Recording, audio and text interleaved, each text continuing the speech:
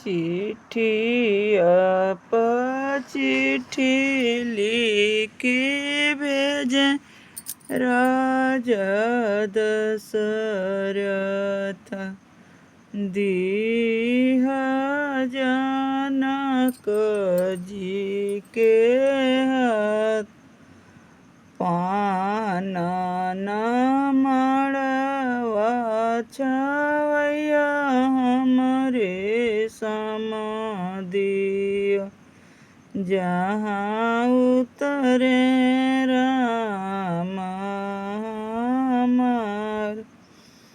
चिट्ठी आप चिट्ठी लिखी भेजले जनक री के सुनी समधि बचन हमार।